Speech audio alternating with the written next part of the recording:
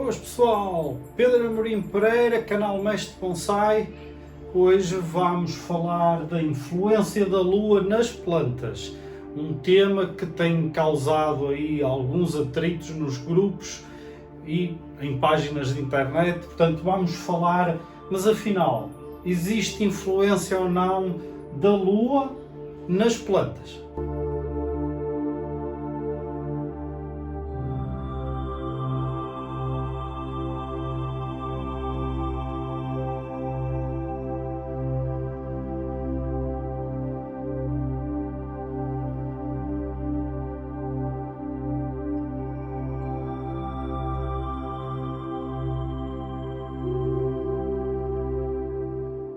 Ok, estamos de volta. Antes de mais, não se esqueçam, se não está subscrito no canal, façam lá o favor de subscrever o canal. Vamos ajudar o canal a crescer um bocado. Dentro em breve terei novidades e vamos então ao nosso tema, ok? Então, existe ou não influência da Lua nas plantas? Ok, vamos pela lógica, vamos esquecer um pouco aquilo que foi dito aí na internet, em livros, revistas, às vezes existe, mas para já vamos esquecer aquilo que é referido aí na internet. Existem alguns livros, algumas revistas que falam um pouco sobre esse assunto. Vamos tentar ver isto como algo limpo, ainda sem uma opinião formada, ok? Então vamos lá. O que é que nós temos? Temos a nossa planta e nós queremos saber se a Lua influencia a nossa planta. O que se passa é, as plantas necessitam de luz solar, o nosso Sol aqui, para fazer a fotossíntese. Através da fotossíntese, elas produzem açúcares que vão fazer com que a planta tenha energia para se desenvolver e crescer. Todos os outros componentes que vão aparecendo dependem de espécie para espécie e vão ter uma velocidade de crescimento maior ou menor, que serão a influência de hormonas, a influência de alguns químicos que aparecem na planta, geralmente por absorção nas raízes. Então o que nós temos aqui é, nós temos o Sol e durante o dia os raios de sol incidem sobre a planta e fazem com que ela produza mais energia. O sol provoca uma evaporação, ou seja, a planta tem aqui acesso a nutrientes e água, e ao haver essa evaporação, vamos fazer de conta, ela está a provocar uma espécie de uma sucção a nível de raízes, ou seja, como aqui há uma evaporação maior, por causa do Sol, a água tende a subir mais rapidamente para poder evaporar naquela folha. Daí que é importante nós regarmos em condições que é para esta folha conseguir evaporar. Se ela não tiver água para evaporar, vai secar. Então, há esta evaporação, não é? Por aqui fora. E ao haver essa evaporação, a planta também absorve os nutrientes. Ela vai conseguindo absorver os nutrientes com maior velocidade durante o dia.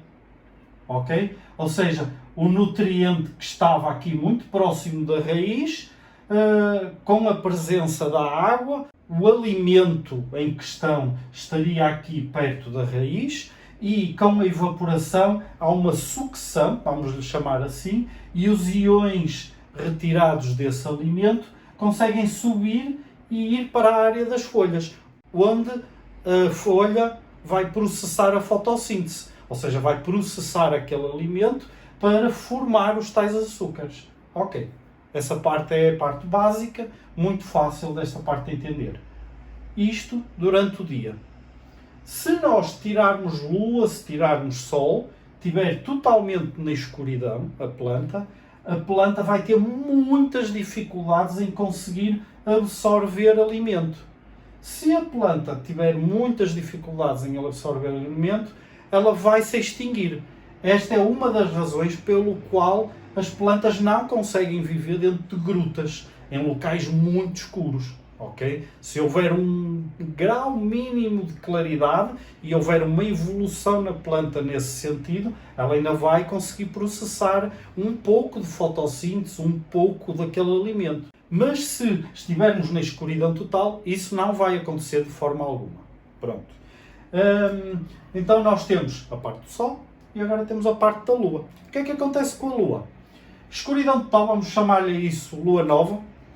E a Lua Nova, basicamente o céu está escuro. Não estará totalmente escuro, porque temos a parte de luzes artificiais e assim, mas estará bastante escuro.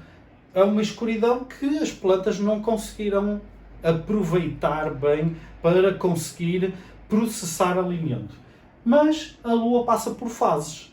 Vai passando por estas fases assim, até chegar à Lua cheia. Quando chega à Lua cheia, adivinhem de onde é que vem a luz da Lua cheia? Daqui do nosso amigo Sol, não é? Portanto, ele reflete a luz dele na Lua e transmite alguma dessa luz para a Terra.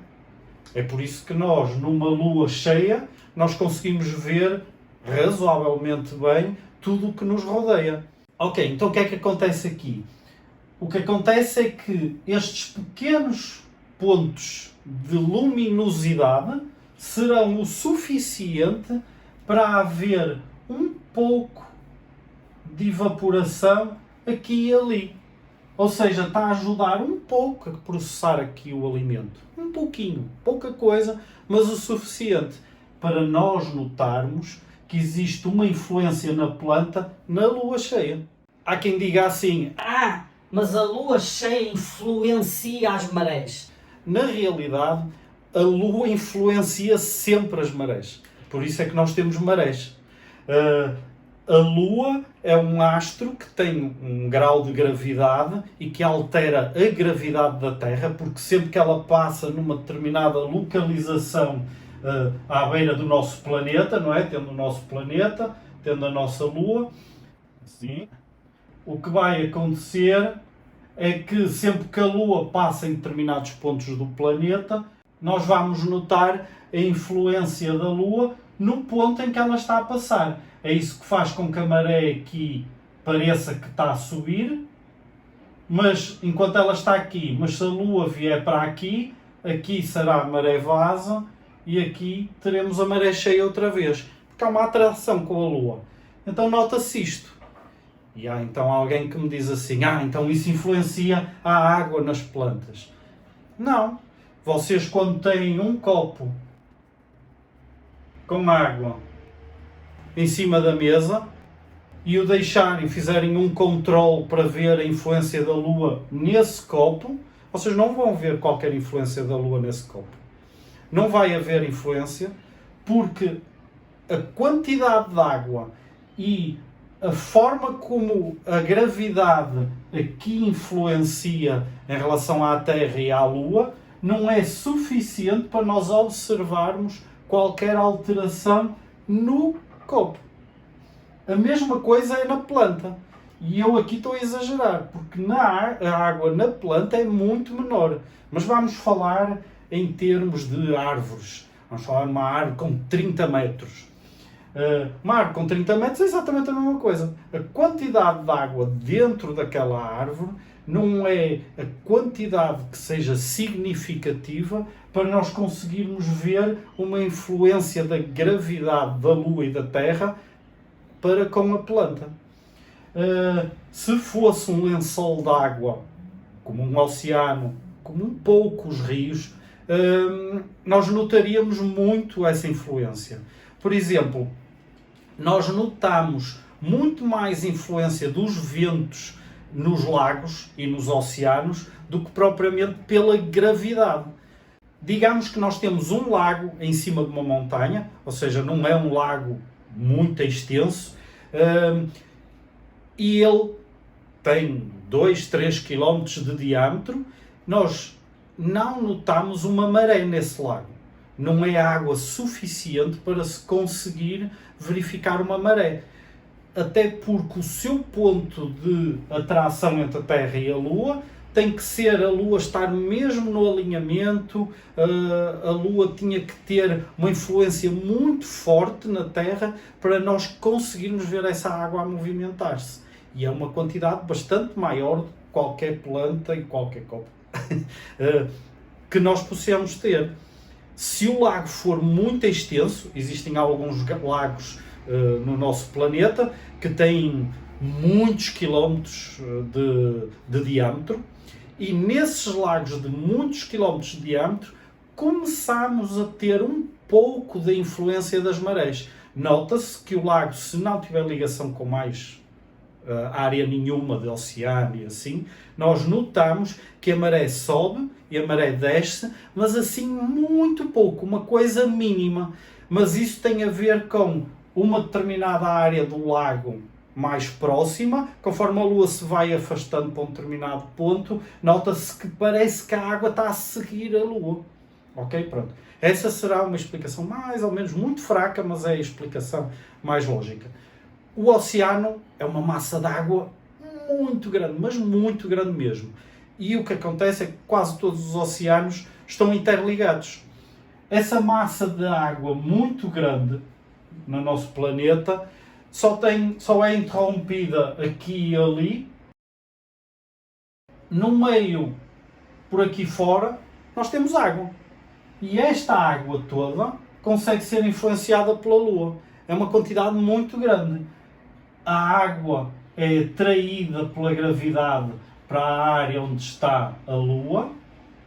Ou seja, se ela é atraída para aqui, para este ponto, neste ponto a água tem que ir para aquela direção. Nós temos correntes marítimas, não só por esta atração, mas também por correntes térmicas, por ventos e assim, mas uma grande influência é a Lua. E por isso é que as correntes marítimas são razoavelmente fiáveis e confiáveis de serem sempre naquelas direções. Ou seja, basicamente a conclusão em relação de a Lua ter influência nas plantas, eu acho que não. Vamos agora ser assim um pouco justos com todas as teorias que existem aí. Isto é algo que tem vindo a ser discutido e as pessoas dizem que tem influência porque realmente notam que quando plantam na lua nova, notam que a planta depois cresce, porque entretanto passou algum tempo e chegou à lua cheia, e então as pessoas acham que os cultivos vão crescer muito mais. Tem aquela lógica da luz solar.